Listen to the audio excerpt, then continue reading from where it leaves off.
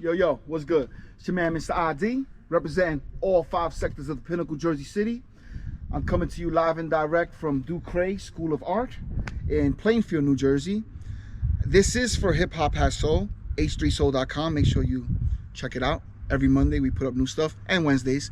I'm diddling, I don't know what I'm doing. I'm fucking fumbling over my words because I'm about to introduce you to a person that I have much respect for, and I feel is the quintessential, one of the quintessential historians to this gift of graffiti that I myself love to partake in. Mr. Kane in the background. Everybody in your grandmother's parakeets owner should know who this man's about, and probably already does. So with no further ado, your boy Snow. Peace. How you doing, brother? I'm good, brother. How are you? I'm quite all right, man. I want to thank you for lacing us with this beautiful Hip Hop Has Soul. I'm sure that everyone involved with the website is gonna want to use it as some type of you know, like a moniker or like our logo. And you know what, logos cost money, so if they want one, I'm sure they could give you a call. But it will be featured in this week's article as it goes up, and the article does include some questions that I have for you, and just some background history. Start off simple. Where'd you grow up? I grew up in Paterson, New Jersey, but I had family in the Bronx, so I spent a lot of summer times over at my grandmother's. I sneaked down the fire escape. She'd fall asleep, you know, 7 o'clock at night, and I was out, little shorty, like 12, 13 years old. So I really got to see graffiti. This was in 1978, by the way, is when I started. Wow. So, I mean, I started tagging in 78, but I really didn't take it as serious and really get into it till like 82, 83. But I did start tagging in 78, but I wasn't trying to be no writer or none. I just, you know, was doing it because everybody else was doing it. You know, I thought it was cool, thought it was rebellious, you know, it was mysterious, so I wanted to be a part of it. I wanted to do it too. But, you know, when I say serious, however serious you could be at 11, 12 years old, but I did take it more serious than I did at, you know, earlier. Yeah. You know? So, yeah. That's, so I grew up Paterson in the Bronx, and you know, my mother's family was from Newark. My father's family is from Paterson by way of the Bronx. So, you know, I was exposed to a lot of different aspects of the culture. I got to see at a time obviously before internet and digital and all that other stuff. You know, I got to see styles blossoming and developing right before my eyes, and I really didn't understand the scope or the context of what I was looking at. Yeah. But I knew it was something great and special, you know. Yeah. I wanted to be a part of it. So I got to see all these different styles, you know. So when I got back to Jersey, like my boys from Paterson, they were like, yo, or people that I met would just be like, nah, you ain't from Paterson. You know, your style looks like you're from New York or the Bronx. Yeah.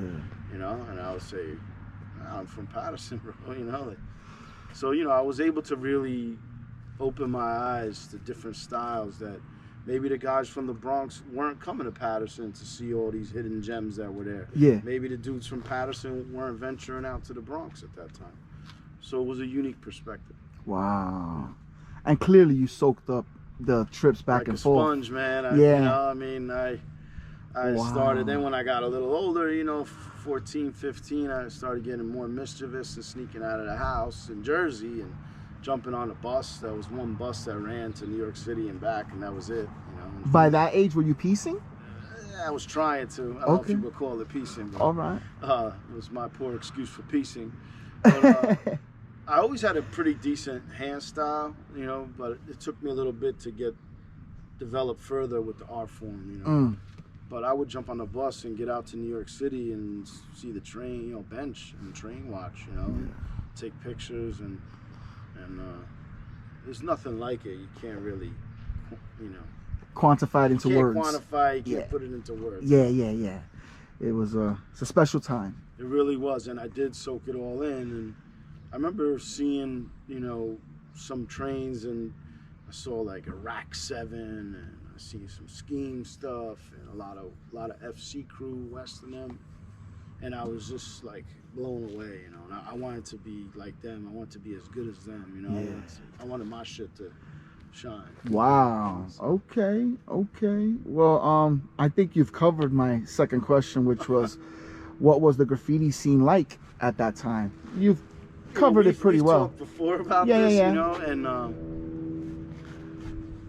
if you didn't write, I mean, at least in Patterson, we went to high school. If somebody didn't write, everybody looked at them funny. Weird, like, yeah. What's wrong with you? Why don't you, you know, they used to call it sparking. Okay. You spark? You know, not spark. No, spark, yeah, you spark, know? yeah. Oh yeah, I spark. Well, what you write? I write this. Oh, okay. If you said nah, they would look at you like you were, you know, weird. You were a cornball. Yeah, yeah. So, you know, it wasn't really for peer pressure type shit on my end, but I just did it because I was already artistic. I would draw comic book stuff in my elementary school. I went to this really small elementary school in the middle of the hood there, St. Anthony's in Patterson. Okay. And I would draw, and I'd be in the back of the class drawing comic book stuff, and instead of taking notes, and I get in trouble, you know, the nuns would come and whack me with a ruler or something. You wow. know, you know, I would catch shit for it. So I was already drawing, and my aunt was an artist, oil painter. So when I'd go, I spent a lot of time. She babysat me a lot. So when I went over there, I would see her oil painting, and I'd just be fascinated with the colors and the strokes, and how, you know, to me it was like magic, like how wizardry, how could you do this? Yeah. So I had a lot of artistic influences early on. I was blessed that way. Yeah, that you clearly adapted to the graffiti as you I applied it to, you know, to this thing that we do, you know, and try to develop and innovate, and, you know, I think, like, it's cool to have a certain familiarity in your work and pay homage to styles and forms and things, you know, history. But you have to have your sense of individuality. I think for me, it was always a challenge. Like, yo, how could I do something? You know, if I just saw a really dope serve piece or a cess piece, you know, or a tech or a Cero or somebody, and I was like, yo, how could I do something like they did, but not bite any of their shit? Still make it your own. It was a challenge. Yeah. You know, and I've, you know, my boy, one of my brothers, Jamie Heff, you know, he kind of, you know, teases me about, I took a lot of chances, you know, my portfolio, you look at my pieces, you look at a lot of dudes, they have, you know, there's consistency in their work. It's the same, similar letter form or style that they do, piece after piece after piece. We had a joke when I was down with FX crew, me and Per and Cess, we would talk about how, you know, you coming with column A today or column B, you know, which column you pulling it out of, you know? So I didn't want to be a column A, column B dude, you know? I wanted to innovate, and I wanted to be different, but I wanted it to still have that look, that familiarity of that style, still pay homage to the people that came before me. You know? Wow. So who were your top 3 influences? It's really hard to narrow down to 3. If we're talking graffiti influences, yeah, you could interpret how you want. I would say Rom from Patterson is one big one. Cull from Patterson was another one. I mean, he was like my unofficial mentor. I don't think he knew he was mentoring me, but I was paying attention. Okay. He was ahead of his time. And, you know, I would say like D-U-E was another dude from Patterson that was an unsung style master that, you know, not too many people, even from Patterson, this generation have heard of him. Know of him. But he was dope. You know, then I had, but see, like I said, I would go to Newark, to my Newark family, and then I'd be influenced by Prince from NRG Crew, or Jerry Gann, who used to write Too Nasty, or Jerry Jinx, or Jerry Rules, you know, or Tame from the Artifacts. I dated a little shorty when I was a teenager in Ivy Hill Apartments in Newark. Oh, shit. And, you know, he lived around there. That was South Orange Ave section of Newark, and you couldn't walk 3 feet without seeing 10, 20 Tame tags, you know? So I was just like just awestruck. Then when I saw that he pieced too, I was like, wow. Okay. Dude, and that's commendable. That even though you spend a lot of time in New York, you still looked up to Jersey. You didn't dick ride. You didn't go quick. I didn't want, I'm gonna be like a New York. It didn't resonate with them. Like, it wasn't like it is now either. Like, so there wasn't a lot of movement to the level that it is now. Like, now the whole world's your oyster. Like, you go online, you could study a style from Dusseldorf or Tokyo, if you want, or some dude from New Zealand could study what's going on in Puerto Rico. Your piece will go up Monday, and Tuesday a kid in Wisconsin could be doing that S. You know what I mean? I remember one time we did, I forgot where we were, but Rob Sess did a piece, and like a week later, this kid had the same designs or whatever in his piece, and then we ended up going somewhere. I won't blast the kid. No doubt. He's a good kid. He just, he was young. Yeah. And Rob was like, yo, can you let it ride a week without? Can you let me live for 1 week with it?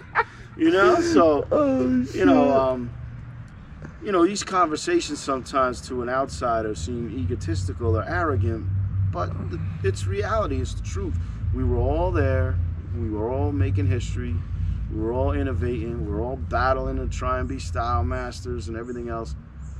So when we talk this way, it's not because we're trying to impress somebody who hasn't lived through any of that or achieved any of the things we've achieved. We speak this way to share the energy of, build your own history, build your own legacy, craft your own style, express yourself. Why is, I forgot, I'm gonna butcher if I try to recollect who quoted it, but it's hard enough to be yourself, let alone try to be someone else. So I see some of these dudes, and I know we were talking earlier, that call other motherfuckers out for, biting their style, and I'm just looking there laughing at my computer or my iPad or whatever, and I'm just like, and I know a few other dudes that are laughing at their iPads too. Yeah. Because like I said, we all hung together and built this this legacy of style, and it's like, you calling somebody out? We ain't even calling you out. Why are you calling somebody else out? Talk about that part. So, again, I'm not going to put nobody on blast, because we don't live in that. It's not that serious with what's going on in the world. But it is serious in a sense of, some of us have dedicated ourselves to the craft. We dedicate ourselves to our own forms and signature flows and styles. And to see other people just take it, and I know my buddy Jersey Joe Rhyme, he said to me one time, I was having an internet battle with somebody over something, I don't remember what it was, and he said, it's flattery, take it as flattery, and Rob says again, he would say, they know where to look, but it's just, it could be frustrating at times when you see other people acting out when it's not even their style. Get your own fucking style first before you start talking shit. Motherfuckers live off this squiggly, where is it? Right here. This thing right here. Yep. And I'm not saying that I myself am the inventor of it. But I know that I was a person who made it popular. One of them, at least. So, and I see that in everyone's piece. I was about to do a whole piece just with that stroke. Just to be like, here's your one stroke. But see, that's when people are one-dimensional.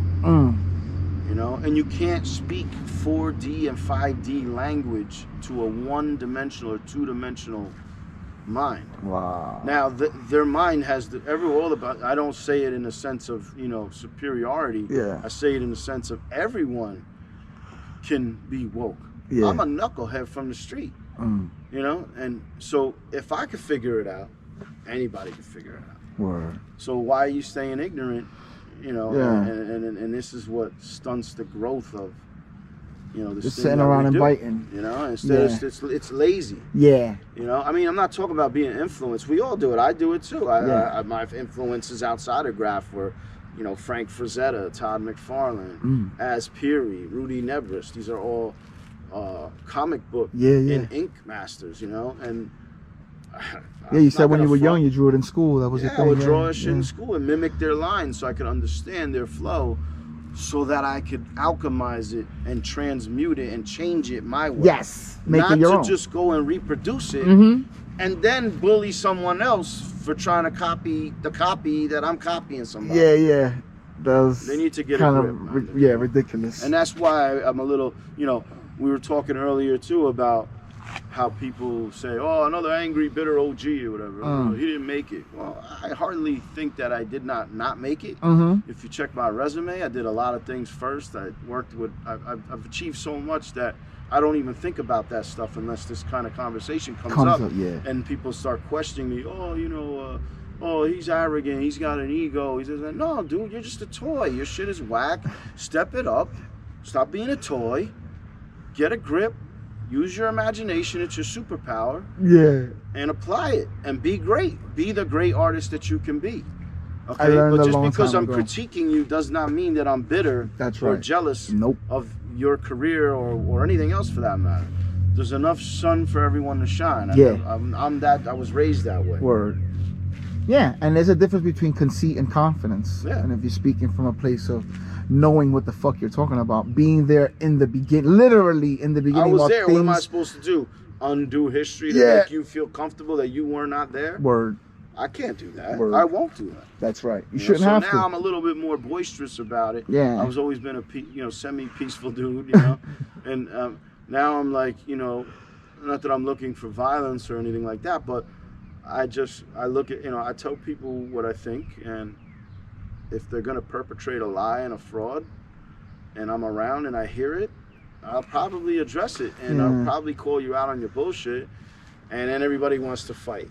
Listen, this ain't this ain't UFC here. Yeah. If I wanted to be a UFC fighter, that's what I would have done. Not saying I don't throw hands or I haven't or whatever. That's not what it's about. No. Because those same people that are always ready to bully you and take it to the fists or guns or whatever the fuck it is, they're the ones that don't want to see you on the wall, though. So who's the coward? Word. Because I never said I was King Kong. Yeah. I just said I know how to work with a spray can. That's I know how to wield my style sword. You know? Yeah, that's right. And you talking shit and then challenge me to a fight instead of accepting an invitation to get roasted. Word.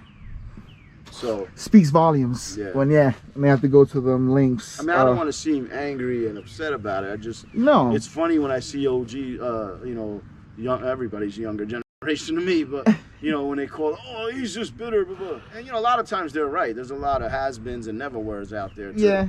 So don't get me wrong. Waving their fists. Right. Thinking, you know, they took a tag in 1983, and now that it made a comeback and people are making money, they sat out on the sidelines for 40 years, and now they want to jump back in on the same place in line.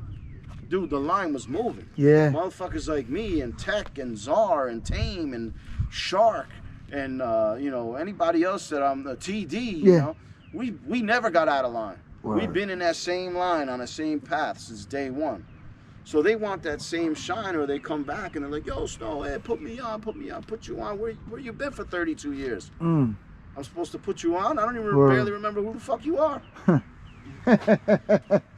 You just continue to adapt as things have changed. And again, they may be the greatest surgeon or street sweeper or whatever. I'm not judging nobody. Yeah. I'm just saying, don't come back in the game after being out of it for 30 years and expect everyone's holding your crown for Yeah. You know, like, and truth be told, if the shit was on baseball cards, their card would have very little stats, very low numbers. You know, not a lot of home runs, not a lot of strikeouts. Yeah. You know, because they really didn't do as much as they like to think they did. Yeah. And who am I? Am I gonna shit on somebody's crush your dreams and imaginary fixations? legacy that, you know, that they're delusional, that I was a king of the okay legacy. All right, go ahead. You know, like, I mean, I'm not here to hurt nobody or do any harm to nobody. If that's what you know, that's what you have to tell yourself. But just don't ask me to lie with you or lie to you, because that's not me. Okay. Well, you've definitely covered your mentor that you said you didn't even know that he was mentoring you, but you were paying attention. Call, yeah. I've had a few mentors throughout my career, you know. Like I said, early days, graffiti on the Jersey side was him, you know.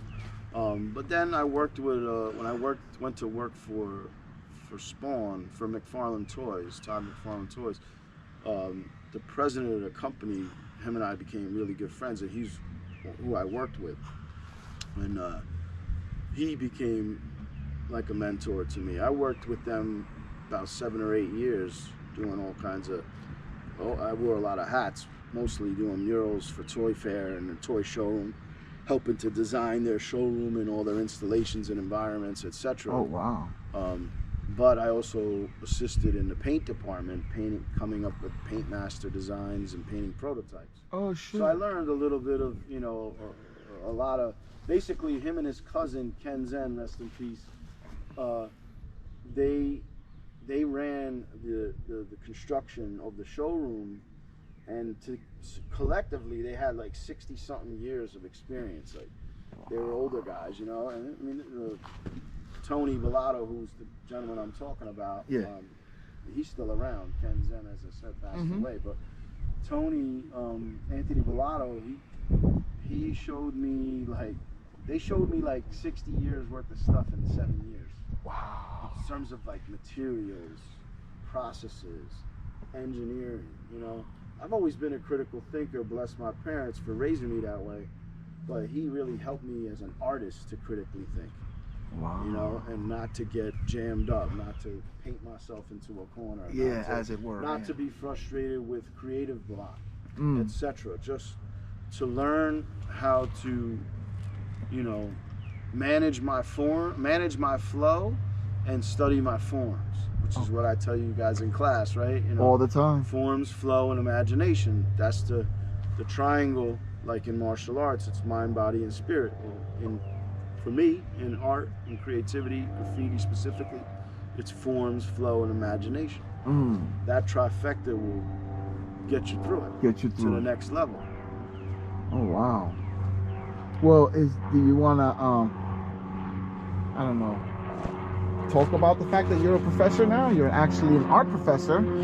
You do teach art. Yeah, and it's a little surreal because for years I was such a rebel, and my father's a retired history professor, and librarian. Wow. So all they ever wanted for me was an education and to go to school. And, we didn't have a lot of money growing up. My family's Sicilian immigrants. Mm. So we grew up in, like I said, I grew up in Patterson. Yeah. So we didn't have a lot growing up, but I did have a lot of academia and art and culture in the house, and explains the thesis then that you wrote when we started Art One, Urban Art One. That was a hefty folder that you were handing out. Yeah. I wanted to make sure that you guys knew that this was something that I really wanted to take seriously and not make a joke. I think a lot, first of all, but what's the first rule that I did tell you guys? Please, the only rule we have is to have fun. Make sure you're having fun. So, but for me, I have fun when I'm training. I have fun when I'm working at studying my forms and flows or what have you. So I wanted to impart that on you guys. Like, if you're not really down with it, then this is probably not the class for you. If you just wanted to joke around and study who Banksy is or something, then I'm sure there's a class somewhere for you. Yeah.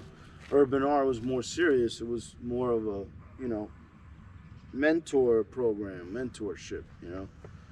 Where Clarence Rich and I and Disto, when he did the first session, Distort, we wanted to impart everything that we have learned and experienced to you guys.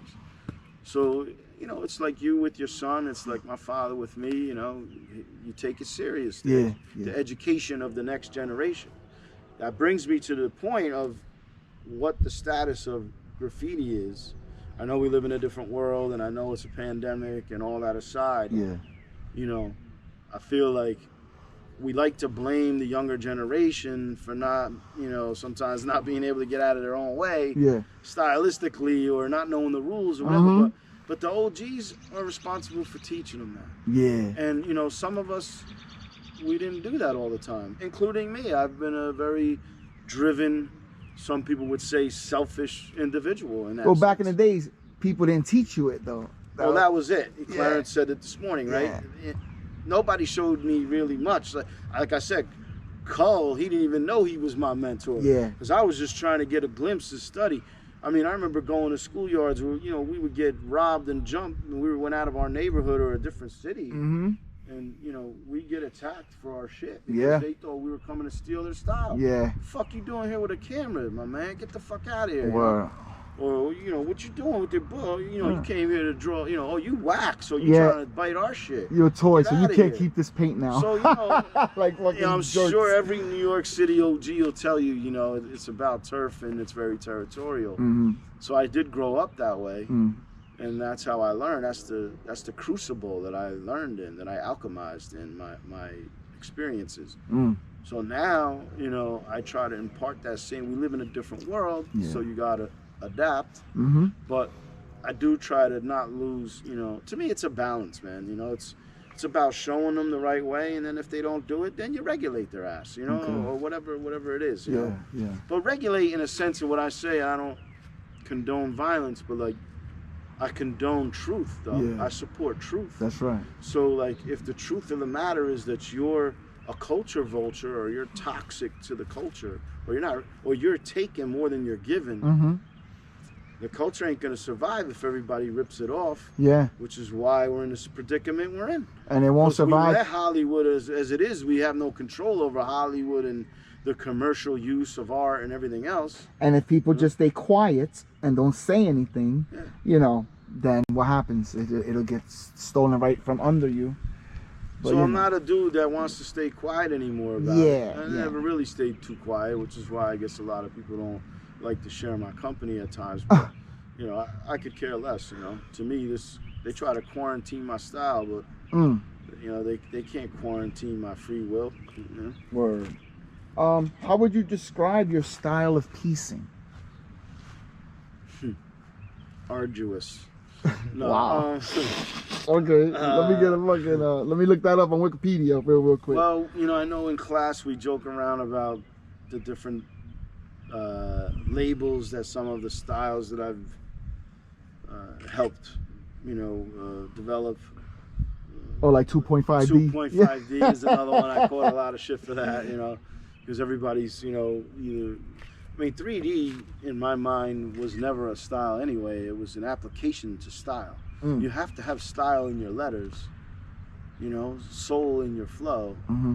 and then whatever application you apply to that, it could be I want to do this style in 3-dimensional. I want to keep it in 2D. I Drop wanna do shadow. some 4D I wanna shit. do I whatever. want to build something coming off the building. Yeah. I want to project the hologram, whatever. But it has So- to have style first. right. before you can And do I it. think that's a big problem. Is like a lot of these. I don't know what generation to call them, but I guess anybody that really came after my generation is Mhm. who I'm really referring to. Yeah. There's no shortage of individuals who, you know, like I said earlier, that are lazy, you know, and don't want to put the work in, so they just bite somebody else's shit. What's your process when starting a new piece of work? Well, I mean, I try to look for what the inspiration is and what kind of narrative the piece has, or, you know, whatever the narrative of the flow is. You know. And then I have a lot of different processes and a lot of different times, but the general process approach to doing graffiti is, you know, I just come up with a plan, you know, in terms of like if there's a theme or any kind of narrative, and then I look for like, I think about like what kind of elements I want to put in there, what kind of style I want to use, you know, is it aggressive, is it peaceful, is it magical, is it, you know. Wow. And then I go through all these, you know, just meditation on it. Uh-huh. And then I pick out like different elements, if there's any symbology. Do I want some double meanings in there? Do I want to flip it? Do I want the colors to tell the narrative? Maybe the colors speak the narrative better than I can force feed a design on myself, you know? Yeah. So I go through all that, think of a color palette, and then I do some prelims or mock-ups. Sometimes I just freestyle, but, you know, if it's a serious project or something, you know, I do like a little prelim or a sheet of thumbnails, so I can, you know, because a lot of what we do is mural work, so the scale is large. So even this, which is a small wall by comparison, is still big enough that, you know, on a page, if I do it a thumbnail and do 4 or 5 of them, I can see what it'll look like from a distance. You know, especially here, you know, again, location, right? So wherever your location is, you scout it, and you know, the graffiti writer has a great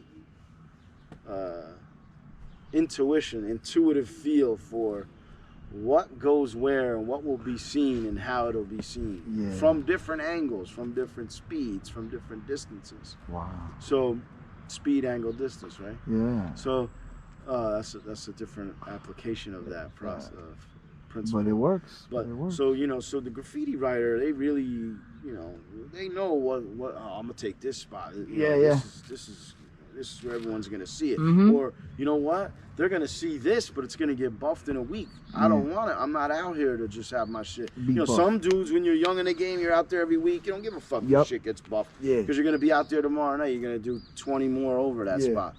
But when, you know, as we get older, you're talking to a guy who's 52 years old. You know, so, you know, 52 years old, and I'm not out there to just waste my time. If I do go out and take the risk, you know, I want to do something that, you know, is gonna stay. So, you know, we used to call those permy spots. Like, oh yeah, I got a permy spot right here. You know, where, oh yo, this dude Praise got up and he caught this little permy spot on Broadway that nobody ever buffs. Oh wow. You know, that was still there. So, I mean, Czar and Cap from Patterson, they used to hit a lot of utility boxes and light poles, and, you know, and a lot of that stuff is still running, you know, because the city has been through decades of generations of buff. But some of those tags are still running, so, you know, hats off to them. That's the being a straight vet and knowing where to hit, you know, and etc. So, you know, there's different processes and different approaches for. But I didn't even know that for when you take a serious piece, you know, you take everything serious, but what I mean, when you got a new thing, you're doing a lot of meditating before you even put your first line down. Sometimes I just jump into it, man. You know, sometimes I'm just in the mood and I want to express myself, and I just grab the paper and just go. Wow. But then it's telling as to where your mind goes to when you freestyle like that and what you're doing, you know. So that's another aspect of you know, because like you said, self-discovery and understanding who you are and how you work. Because you could be the dopest writer or MC or filmmaker, but if you don't really understand or know yourself or your process, how are you supposed to get your best work or improve? How are you going to generate anything? You know, you're always going to be in a state of like a misfire or a misstep. You know, so I think, you know, self-discovery and blueprints are good. I just find that astounding that you know, sometimes you're taking a lot into account, and that would determine how your first lines will be. Because if you're thinking about what is going to be the theme, or is it going to be peaceful or hostile, whatever, that's going to show in your line work. Am I going over somebody? Am I challenging something? Am I going to somebody else's neighborhood and dropping a piece right in the middle of their neighborhood? So I want to flex, right? Am I doing another piece in my neighborhood that I destroy regularly? So if I have 37 pieces running, then maybe I'm just trying to do something different on this. You know? So flex a new style. I'm not really, so I mean, all right. It really depends on the context. But well, I believe that I am to the closing section of my little article here. We did styles and process. We did you know, covered your history and stuff. I want to do opinions and advice, which basically, look, I know you to be extremely opinionated, especially when you're passionate about the topic that's being spoken about. So you don't have to answer this if you don't want to, but what's your opinion on the current state of the art form which you have given your life to, graffiti? Well, from a creative aspect, there are things getting done in a way and to a level that I couldn't have even imagined. You know, even me I couldn't have imagined it. So it's like really cool to see all the young talent out there, all the people out there that are still hungry to push themselves and do mesmerizing work.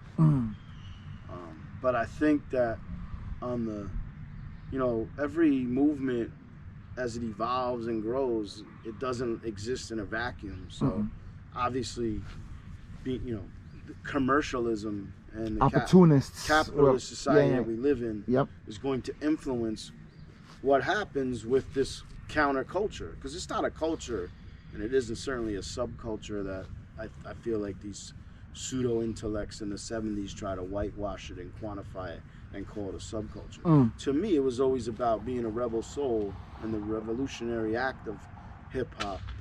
And to me, it was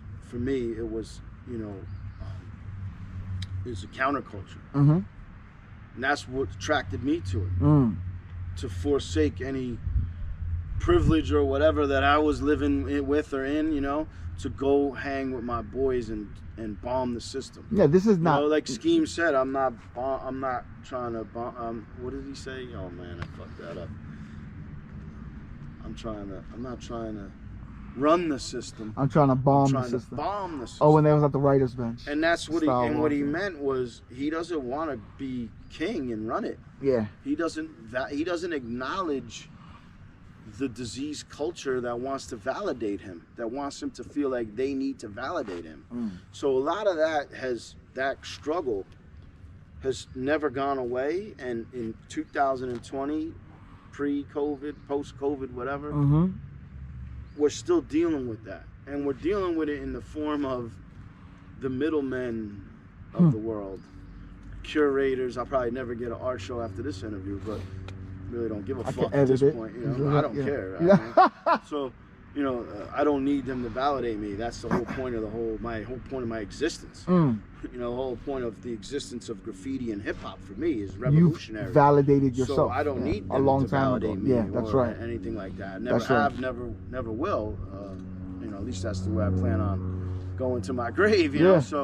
So to me, the middlemen of the world are the ones who, when I say middlemen, has a lot of connotations, but in art world, it's the curators. In the music world, it's the promoters. So these are all dudes that they really don't have, or have not. Shouldn't say they don't have. It's wrong with me. They don't tap into or discover their own talent for whatever reason. Wait. Yeah. This is important. So we'll wait. We'll wait for this shitty little two-engine No plane. fly quarantine and there's a plane flying by. Yeah, right? Talk about that part. But I haven't heard a plane in 2 months. So please continue. Yes. So what happened? We're recording? Yes. Oh, okay. So what happens is, the curators, the writers and the artists, the talent, I don't want to wear marketing hats and manage myself and have an advertising degree. I want to just freely express and create my content. So these middlemen come in and they're like, oh, well, if I find talent and I find the right funding and I make my cut, okay? Nothing wrong with that. I'm not mad at anybody. You got to make a living, you got to eat, and that's the path you choose for yourself. Word. We all make choices, right? But there's consequences to your choices. And if everyone does that and doesn't heed the lesson that I'm discussing here in this interview, and then we have this is what happens to the culture. It's not necessarily run by us, and I'm saying mostly in New Jersey, for the most part, because that's where I live. So, I have taken part in a global culture, in the gallery world and in the graffiti world, and entertainment arts. But in terms of like this scene here, you got curators and promoters dictating, who gets a wall, how much they get paid, placement of the wall, sometimes censoring what the artist can or can't do. Oh my God. Don't do this on this wall, don't do that. Listen, it is an art if you tell me what to do. Then it's a design job. So you're the baller, you're a baller until it's time to write a check. Right? Or if you're one of these, villainous snakes out there, you're just trying to get somebody else to write the check so you could take your cut. So you don't give a shit about the culture. Word. You know, we call them culture vultures, Yeah, right? yeah, yeah. There's no shortage of them. And a lot of people, young and old, OGs as well, they're guilty too, because they're trying to get any crumb, any bit of light that they could get after 30 years of being, you know, out of the game. And then you got the young guns who just, yo, I don't care, I just want to rock. I just want to rock. Yeah, okay, $500, $1,000, $50, I don't give a fuck what it is. Yeah. That mentality is what has really created the issue that we have now with the lack of respect and all. And people could say, counterpoint me and say, you know, well, what about Cause and Banksy and Tats Crew and all these dudes are seen and all these people making money and, you know.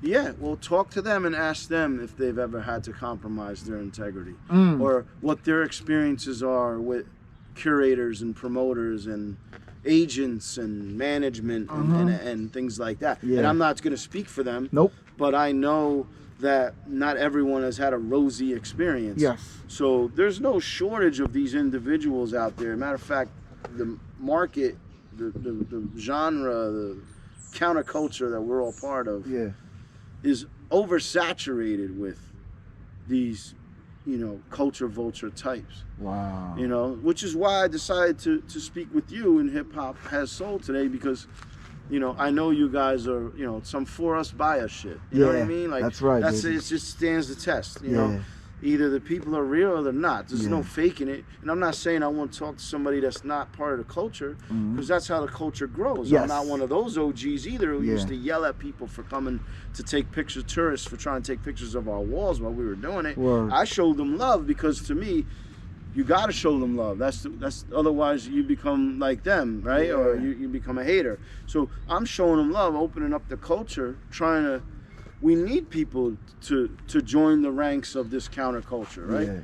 But we don't need them telling us what the history is or how it should be run. Because they didn't even. They're new in the game, so they get the. You know, you pay your dues, put your time in, prove yourself to yourself, and then it'll work itself out. Don't come in and try to rewrite history. And, you know, all these curators that have, you know, this big blow up on Instagram because I brought up about curators and the dudes from, you know, one group thought I was talking about them, which I wasn't even talking about them. I was just talking about it in general, but they took it to heart. You know what? If the shoe fits, lace that bitch up then. I don't know what to tell you. So, but these dudes throw shows and they throw around phrases like history of the culture and New Jersey's history. And I was part of the history. I helped create the history. And me or anyone else that I know that was there and we're creating the history that you're referencing is not involved in your project. Word. So how do you explain how that? are you being conscious of the history? Word. So then why would you expect the OGs or anybody to pay any kind of respect or take you seriously or trust you for that matter? So now myself, I want to learn. I could never know too much. So, you know, I want to know who's the one. Well, who taught him? Well, where did he learn from? Well, where did they, you know, well, what was going on? Oh, they were growing up during this period of Marvel Comics, so that's why I could see they were influenced. Oh shit, John Romita Sr. influenced this dude. I could see it in his design work. It's about learning, so that I could be a better artist and a just more true to who I am, and then, you know, the counterculture needs, you know, strong individuals, and strength comes from truth. It doesn't come from deception. Deception is built on lies, which is building something on a faulty foundation. So my thing is, if you have a great, you know, foundation of lettering for let's circle back to that, and your letter forms in their simplest form are, you know, have a strong foundation, clean. Anything you do to them, anything you apply to them, 3D, coloring, chroming it, making a sculpture, whatever, is gonna be built on a good foundation. If you have a house and the foundation's off, and you build and you could import tile from wherever, and you'll have a polished turd. You know, and it'll only be as good as the foundation. So I think a lot of people need to take the foundation more seriously. Yeah. And you know, my mantra has always been, I bow to the spirit of the art, and the spirit of the art bows back to me by gracing me with a great, you know, successes and achievements in my lifetime. That's what's up. Do you have any words of wisdom for any entrepreneuring young writers who might want to get into the game? You know. Well, we talked about adaptation. Mm-hmm. We live in crazy times. Even before this, you know, they can sugarcoat the economy any way they want. But even before this, life was getting harder. Yeah. I know that no matter who's in, without getting too deep into politics, whoever's in office, I still look at my wallet, and my money's buying less and less every time I go to the grocery store. Ounce of trees costs the same for me. Yeah, exactly. No matter who's there, yeah. Right.